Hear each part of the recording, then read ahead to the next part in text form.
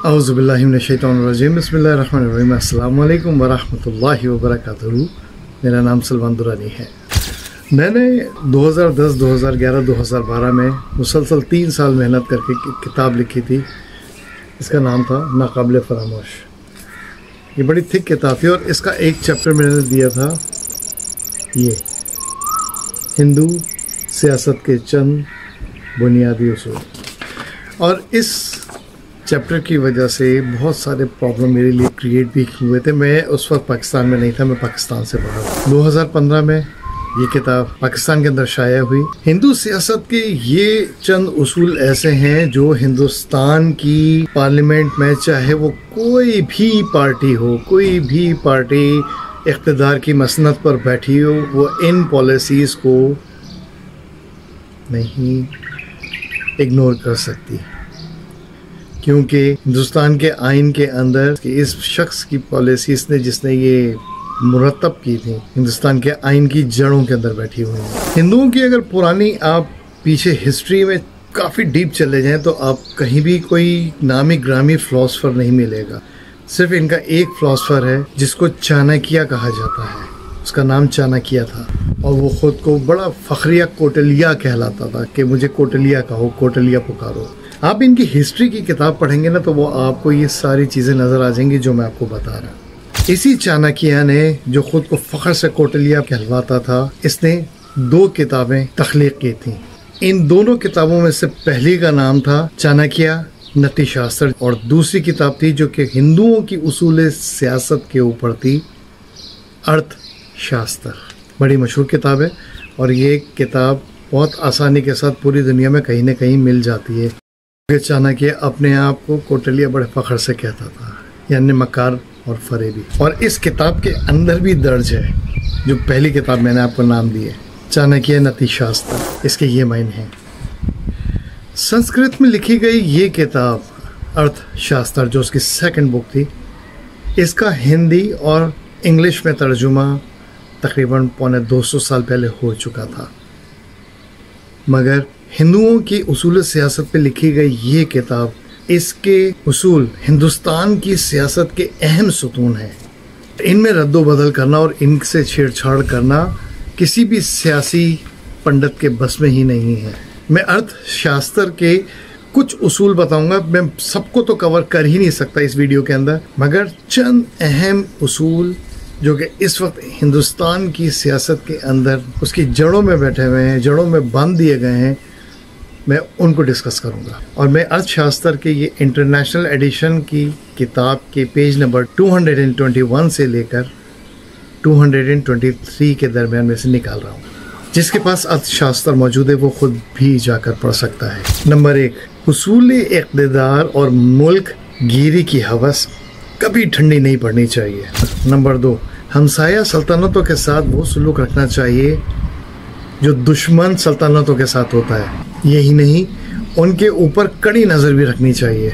Number 3, गैर हमसाया सल्तनतों के साथ बहुत अच्छे और दोस्ताना सलूक रखने चाहिए। जिनसे भी दोस्ती रखी जाए उनमें अपनी गर्ज को हमेशा पहला मुकाम देना चाहिए। और इसके साथ साथ चालाक और मकार सियासत को बीच में से ख़त्म बिल्कुल नहीं करना चाहिए, बल्कि उसको इस दोस्ती के बीच में रखना चाहिए। यानी इस दोस्ती में चालाक और मकार सियासत का दामन अपने हाथ से कभी नहीं छोड़ना चाहिए। दिल में हमेशा रकाबत की आग को जलते रहना चाहिए। हर बहाने से जंग की चिंगारियों को सुलगते रहना चाहिए। जंग में शदीद तरीन तशद्दुद को भी इस्तेमाल करना चाहिए, यहाँ तक कि इस मामले में अपने ही लोगों के मसाइब और आराम का भी ख्याल नहीं करना चाहिए, परवाह नहीं करनी चाहिए। यानी अगर अपनी आवाम को भी रगड़ना पड़े तो रगड़ दो। ये अर्थशास्त्र है सर, आप इसको ख़ुद भी खोल कर पढ़ सकते हैं।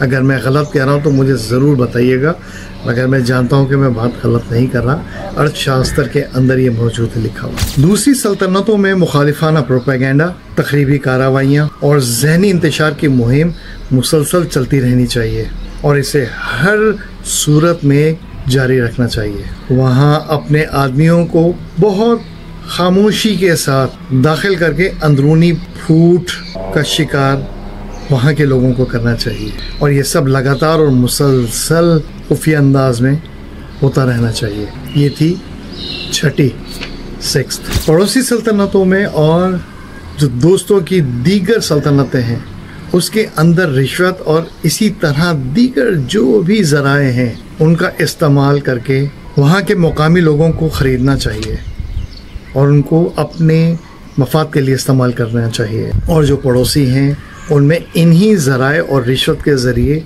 जंग को मुसलसल हवा देनी चाहिए। अमन का ख्याल कभी भी तुम्हारे दिल में नहीं आना चाहिए, चाहे सारा जग ही इस अमन के हवाले से हिमायत करे और तुम्हें उस पर मजबूर करे। ये ख्याल छूकर भी तुम्हें गुजरना नहीं चाहिए। ये हैं चाणक्य, जो अपने आप को कोटलिया कहलवाना पसंद करते थे, और पाकिस्तान के चंद सुर्खे जो नामी ग्रामी सुर्खे हैं वो अपने आप को चाणक्य का भक्त कहते हैं और उसको बहुत पसंद करते हैं। पाकिस्तान के अंदर ही बैठे हुए मुसलमान नाम से मुसलमानों का शनाख्ती कार्ड लिए हुए। यह है अर्थशास्त्र का पेज नंबर 221 to 223 के बीच की चंद सतरें। आप इससे अंदाज़ा कर लीजिए कि पूरी किताब क्या होगी।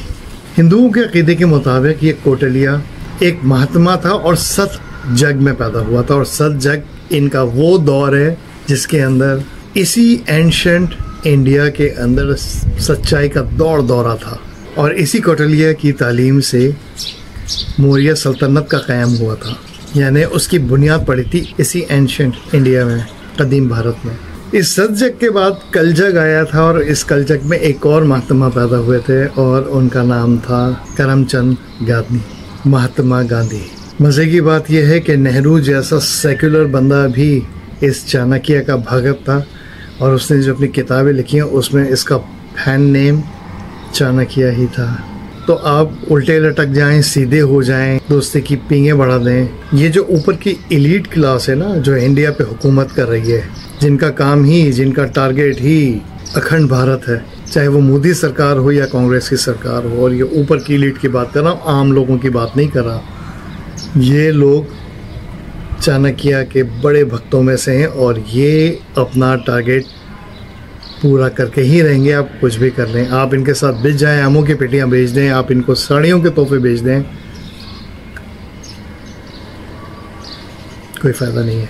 ये थी चाणक्य की चंद पॉलिसीज़। पूरी किताब पढ़ने के काबिल लगती।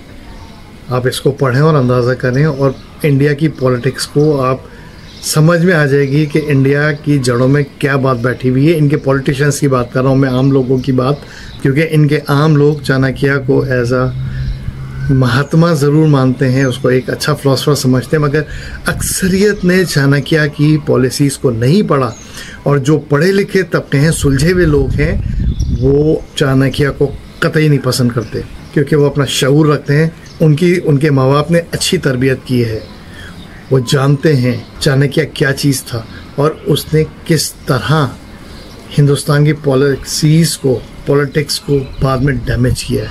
और इस पॉलिसीज़ की वजह से सैकड़ों नहीं, हज़ारों नहीं, लाखों हिंदू भी कट मरे हैं। हिस्ट्री उठा के पढ़ लीजिए। अपने घर वालों को ख्याल रखिएगा। मेरी तरफ से बहुत बहुत ईद मुबारक। हज के ऊपर मैंने चंद नज़में लिखी थी, छोटी मोटी पोइट्री की थी, और वो मैं आपको पेश कर दूंगा, वो आप देखिएगा।